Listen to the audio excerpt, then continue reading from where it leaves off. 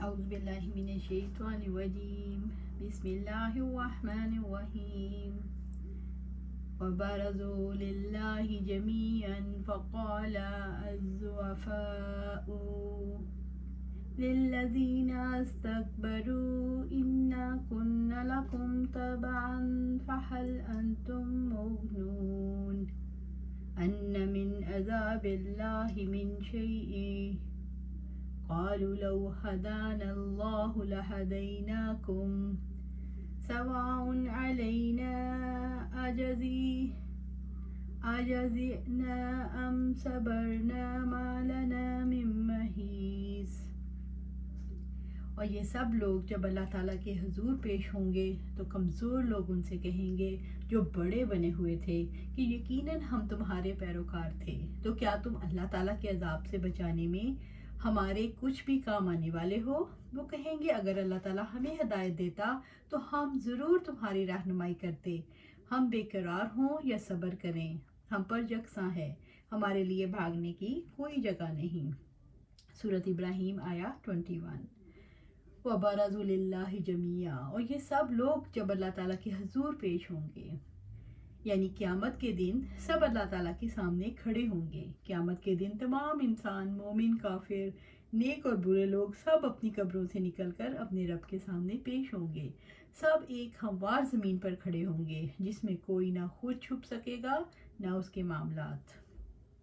فقال ضعفاء، تو کمزور لوگ کہیں گے، یعنی پیروی کرنے والے کہیں گے، للذین استکبروا، ان سے جو بڑے بنے ہوئے تھے، یعنی ان لوگوں کو جن کی دنیا میں پیروی کی جاتی تھی، جو گمراہی میں لوگوں کے رہنمائی کرتے تھے، انا کنا لکم تبعا، کہ یقیناً ہم تمہارے پیروکار تھے، یعنی ہم تو تمہارا ہر حکم خوشی سے مانتے تھے، یعنی تمہارے کہنے سے ہم بتوں کی عبادت کرتے تھے، تمہارے حکم سے ہی ہم رسولوں کی بات نہیں مانتے تھے۔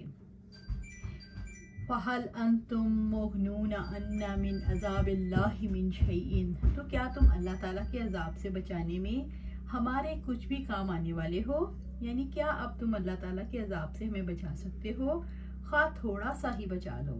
قالو، وہ کہیں گے، یعنی ان کے سردار کہیں گے، جیسے ہم سیدھے راستے سے بھٹک گئے تھے تمہیں بھی بھٹکا دیا۔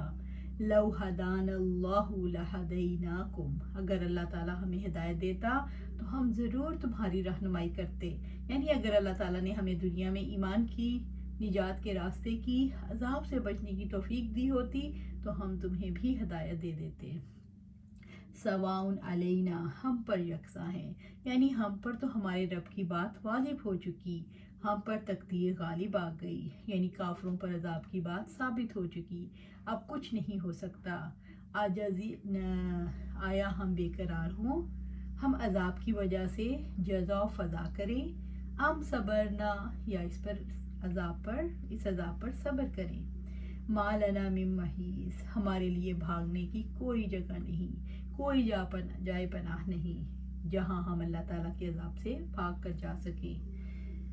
آپ صلی اللہ علیہ وآلہ وسلم نے فرمایا، دوزخی پہلے رونے پیٹنے کی صلاح کریں گے، چنانچہ وہ 500 برس تک خوب روئے پیٹیں گے، لیکن جب دیکھیں گے کہ کوئی فائدہ نہیں ہوا تو صبر کرنے کی صلاح کریں گے، چنانچہ 500 برس تک صبر کیے رہیں گے، پھر جب دیکھیں گے اس سے بھی کوئی فائدہ نہیں ہوا تو کہیں گے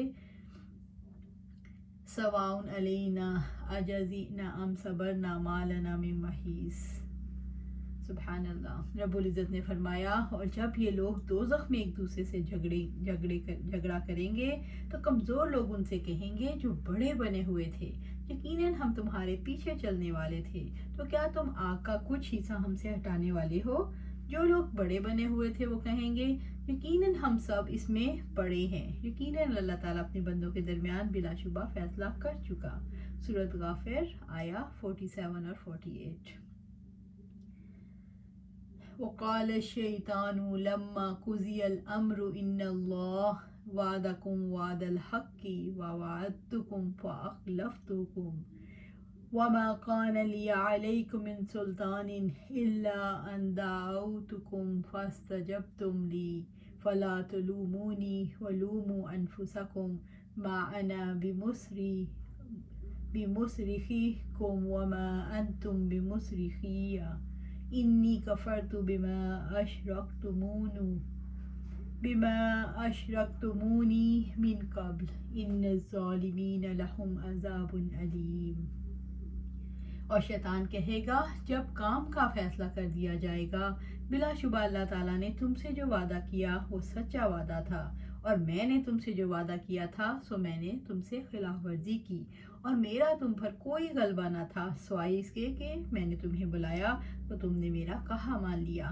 چنانچہ مجھے ملامت نہ کرو اور خود ہی کو ملامت کرو، میں تمہاری فریاد رسی کرنے والا نہیں ہوں اور تم میری فریاد رسی کرنے والے نہیں ہو۔ یقیناً میں بالکل انکار کرتا ہوں، اس سے پہلے تم نے مجھے شریک بنا لیا تھا، ظالموں کے لیے یقیناً دردناک عذاب ہے۔ سورۃ ابراہیم آیات 22۔ وقال الشیطان، اور شیطان کہے گا یعنی بنی آدم کا دشمن جو دنیا میں ہونے والی ہر برائی کا سبب ہے، وہ اہل جہنم سے برات کا اظہار کرتے ہوئے انہیں افسوس دلانے کے لیے کہے گا لما قضی الامر، جب کام کا فیصلہ کر دیا جائے گا، یعنی جب جنت والے جنت میں اور جہنم والے جہنم میں چلے جائیں گے، ان اللہ وعدکم وعد الحق کی، بلا شبہ اللہ تعالیٰ نے تم سے جو وعدہ کیا وہ سچا وعدہ تھا، یعنی جو ایمان لا کر نیک عمل کرے گا، شرک اور نافرمانیوں سے بچے گا، میں اسے جنت میں داخل کروں گا، اور جو کفر شرک اور نافرمانیاں کرے گا میں اسے بربادی کے گھر میں توہین امیز عذاب دوں گا۔ اگر تم نے اطاعت کی ہوتی اور رسولوں کی جانب سے کیے گئے سچے وعدوں پر یقین کیا ہوتا تو تم بھی عظیم نعمت کو، عزت والے گھر کو حاصل کر لیتے۔ وعدتکم، اور میں نے تم سے جو وعدہ کیا، یعنی میں نے تم سے بھلائی کا جو وعدہ کیا تمہیں جھوٹی امیدیں دلائیں۔ فاخلفتکم، سو میں نے تم سے خلاف ورزی کی، تمہارے ساتھ میرے وعدے کبھی پورے نہیں ہوں گے، میں نے جو امیدیں دلائیں جھوٹی تھیں، جو وعدے کیے فریب تھے، وہ سب کچھ لاحاصل ہے کیونکہ میں نے تم سے وعدہ خلافی کی۔ وما کان لی علیکم من سلطان، اور میرا تم پر کوئی غلبہ نہ تھا، یعنی میرے پاس اپنے وعدوں کے لیے کوئی دلیل نہیں تھی، یعنی میں کوئی قدرت کوئی اختیار نہیں رکھتا تھا، الا ان دعوتکم فاستجبتم لی، سوائے اس کے کہ میں نے تمہیں بلایا تو تم نے میرا کہا مان لیا، یعنی میرا زیادہ سے زیادہ یہ اختیار تھا کہ میں نے تمہیں سیدھے راستے سے ہٹانے کے لیے سبز باغ دکھائے، میں نے تمہیں بے دلیل اپنے مقصد کی طرف بلایا تو تم نے میری بات مان لی، اس لیے کہ میں نے تمہارے سامنے تمہاری خواہشات کو مزین کیا تو تم نے میری دعوت پر لبیک کہا اور انبیاء کی جانب سے کیے گئے سچے وعدوں کی پرواہ نہیں کی۔ فلا تلومونی، چنانچہ مجھے ملامت نہ کرو، سارا قصور تو تمہارا اپنا ہے، اس لیے مجھے ملامت نہ کرو، اپنی غلطی کو میرے اوپر مت چپکاؤ۔ وَلُومُوا أَنفُسَكُمْ، اور خود ہی کو ملامت کرو، تم نے دلیل والا راستہ چھوڑا اور میری آواز پر میرا راستہ اختیار کیا جس کے لیے کوئی دلیل نہیں تھی، اس پر اپنے آپ کو ملامت کرو۔ ما انا بمصرخکم، میں تمہاری فریاد رسی کرنے والا نہیں ہوں، آج نہ میں تمہیں عذاب سے بچا سکتا ہوں نہ تمہاری مدد کو پہنچ سکتا ہوں، جس کرب میں تم مبتلا ہو میں تمہاری فریاد رسی نہیں کر سکتا۔ وما انتم بمصرخی، اور تم میری فریاد رسی کرنے والے نہیں ہو، تم بھی مجھے اللہ تعالیٰ کے غضب سے نہیں بچا سکتے، ہر ایک کے لیے عذاب کا اپنا اپنا حصہ ہے۔ یقیناً انی کفرت بما اشرکتمونی من قبل، یقیناً میں بالکل انکار کرتا ہوں اس سے پہلے تم نے مجھے شریک بنایا تھا، یعنی میں تمہارے شرک کی وجہ سے تم سے نفرت کرتا ہوں، تم نے اس سے پہلے مجھے اللہ تعالیٰ کا شریک ٹھہرایا تو میری اطاعت تم پر واجب نہیں تھی، اس لیے میں تمہاری بات کو نہیں مانتا، میں نے تو پہلے ہی کہہ دیا تھا میں اللہ تعالیٰ کا شریک نہیں ہوں۔ ان الظالمین لہم عذاب علیم، ظالموں کے لیے یقیناً دردناک عذاب ہے، وہ اس عذاب میں ہمیشہ ہمیشہ رہیں گے کیونکہ انہوں نے اللہ تعالیٰ کے ساتھ دوسروں کو شریک ٹھہرا کر ظلم کیا۔ اللہ رب العزت نے اپنے بندوں کو شیطان کی بندگی سے ڈرایا، اس نے شیطان کی طریقہ واردات کی وضاحت کی کہ کیسے وہ انسان کو گمراہ کرتا ہے، اس کا مقصد تو نسل انسانی کو جہنم تک پہنچانا ہے۔ آپ کو معلوم ہونا چاہیے اس آیت کریمہ میں اللہ تبارک و تعالیٰ نے فرمایا شیطان کے پاس کوئی اختیار نہیں، ایک دوسری آیت میں فرماتے ہیں یقیناً اس کا زور تو صرف انہی لوگوں پر چلتا ہے جو اسے اپنا سرپرست بناتے ہیں اور جو اللہ تعالیٰ کے ساتھ شرک کرنے والے ہیں۔ सूरत नहल आया 100। ज़ोर और तसल्लुत जिसकी अल्लाह ताला ने नफ़ी की है, इससे मुराद हुज्जत और दलील है। शैतान जिस चीज़ की तरफ दावत देता है, इस पर दर हकीकत उसके पास कोई दलील नहीं। वो ज़्यादा से ज़्यादा ये करता है कि उनको शुबहात में मुब्तला करे, गुनाहों के उनके सामने मुज़य्यन करे, जिनसे वो मुतासिर होकर गुनाहों का इर्तिकाब कर लें। रहा ज़ोर जिसका अल्लाह ताला ने इस बात किया, तो इससे मुराद वो तसल्लुत है जिसके बल पर वो अपने दोस्तों को गुनाहों पर आमादा करता है, उनको नाफरमानियों पर उभारता है। बंदे शैतान से मवालात पैदा करके और उसके ग्रोह में शामिल होकर इसको अपने ऊपर मुसल्लत कर लेते हैं। इसलिए शैतान का इन लोगों पर कोई जोर नहीं चलता जो ईमान लाते हैं और अपने रब पर भरोसा करते हैं। इन्न ज़ालिमीना, बेशक शैतान की अतात करके अपने आप को जुल्म करने वाले, लहुम अज़ाबुन अलीम, वो इस अज़ाब में अबदुल अबद तक रहेंगे। ये अल्लाह तबारक व तआला का अपने बंदों पर लुत्फ़ व करम है कि उसने उन्हें शैतान की अतात से डराया, उसने शैतान के मकासद और उसके रास्तों की निशानदही कर दी, जहाँ से वो दाखिल होकर इंसान को गुमराह करता है। इसका मकसद सिर्फ इंसान को जहन्नम की आग में झोंकना है। इन आयत करीमा में अल्लाह ताला ने हम पर वाज़ेह कर दिया कि जब शैतान अपने लश्कर समेत जहन्नम में दाखिल होगा तो अपने ताबीन से बरियुज़्ज़िमा हो जाएगा और उनके शिर्क से साफ इनकार कर देगा, और अल्लाह ताला बाखबर की माने तुम्हें कोई खबर नहीं दे सकता। सूरत फातिर आया 14।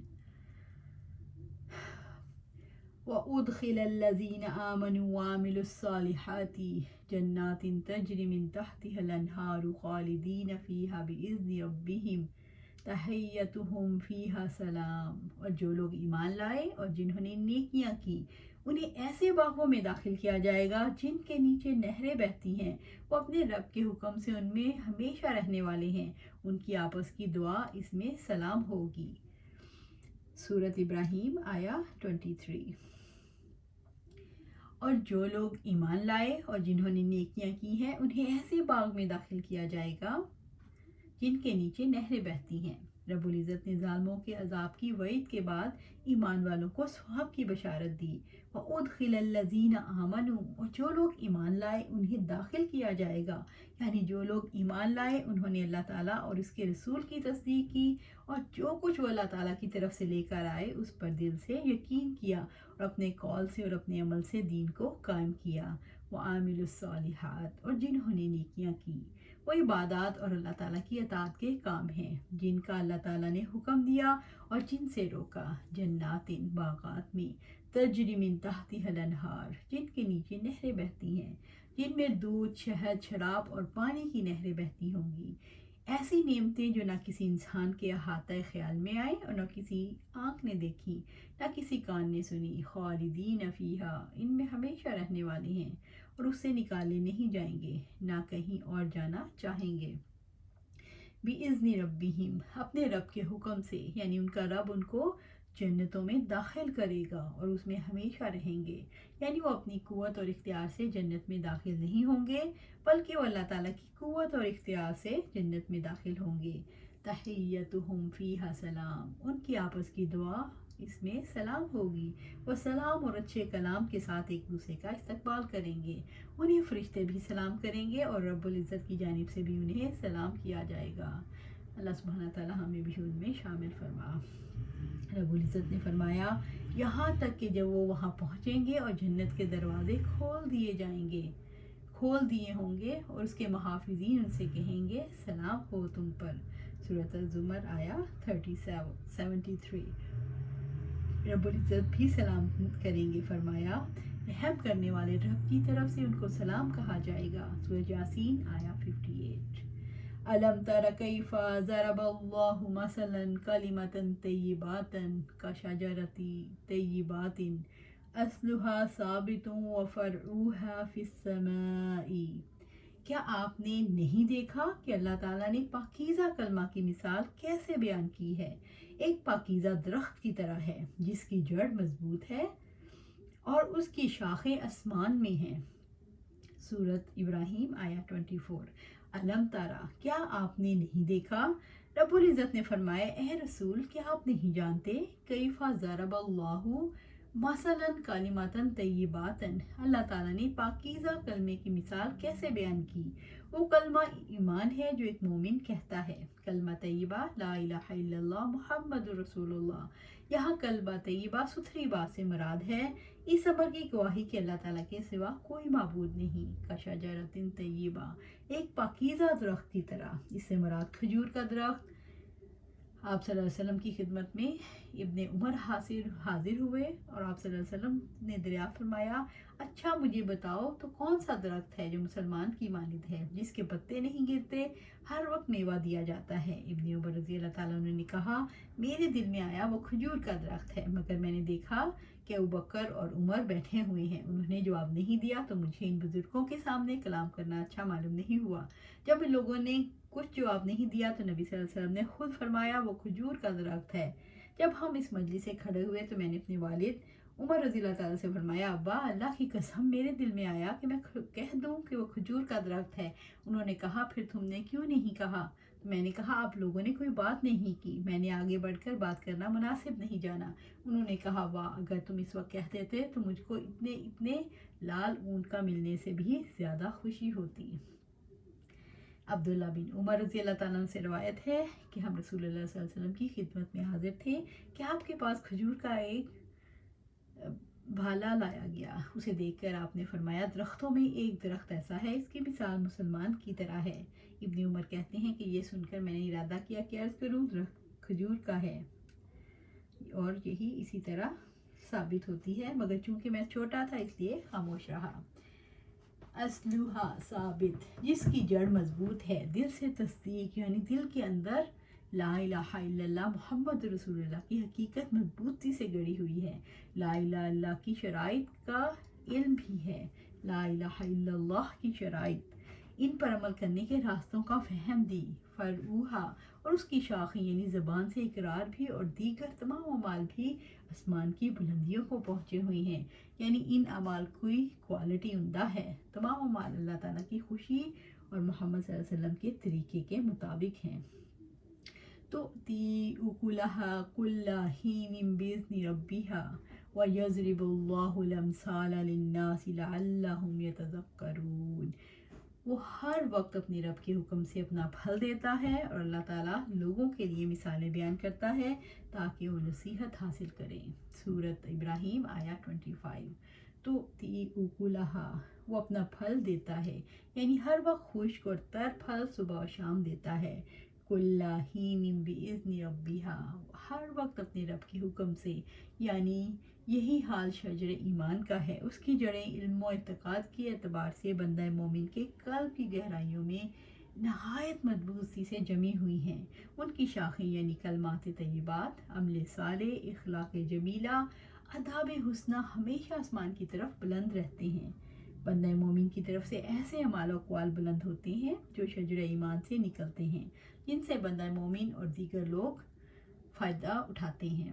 وَيَضْرِبُ اللَّهُ الْأَمْثَالَ لِلنَّاسِ، اور اللہ تعالیٰ لوگوں کے لیے مثالیں بیان کرتا ہے، جیسے اللہ تعالیٰ نے یہاں مومن اور کافر کی مثال دی جو سب انسانوں کے لیے ہے، لعلہم یتذکرون، تاکہ وہ نصیحت حاصل کریں، ان سے جن کا اللہ تعالیٰ نے ان کو حکم دیا ہے اور ان سے جن سے اللہ نے ان کو روکا ہے۔ کیونکہ ضرب الامثال میں معنی امثال ساری کچھ شامل ہو جاتا ہے، اس جو ہم مثال دیتے ہیں اس سے سمجھنا آسان ہو جاتا ہے، اللہ تعالیٰ کے معنی مراد اور اس سے اس کی وضاحت بھی ہو جاتی ہے، اور اللہ تعالیٰ کی رحمت اور اس کا حسن تعلیم ہے۔ اللہ تعالیٰ ہی کے لیے پوری کامل اور بے پایہ حمد و ثنا ہے۔ بس یہ بندہ مومن کے قلب میں کلمہ توحید کا وصف اور اس کے ثبات کا بیان ہے۔ اللہ سبحانہ تعالیٰ ہمیں بھی ان مومنین میں شامل کرے جو جنت میں داخل ہوں گے، اور ان کا ہمیشہ ہمیشہ وہاں گھر ہوگا، جنہیں فرشتے اور اللہ سبحانہ تعالیٰ خود سلام کریں گے، اور خود بھی آپس میں سلام کریں گے اور اچھی بات کریں گے۔ اللہ سبحانہ تعالیٰ ہمیں ان میں شامل کرے، اور اس کے لیے ضروری ہے کہ ہم قرآن و سنت کے مطابق زندگی گزاریں۔ اللہ سبحانہ تعالیٰ ہمیں قرآن و سنت پر عمل کرنے کی توفیق عطا فرمائے اور اس پر جمع دے۔ آمین یا رب العالمین۔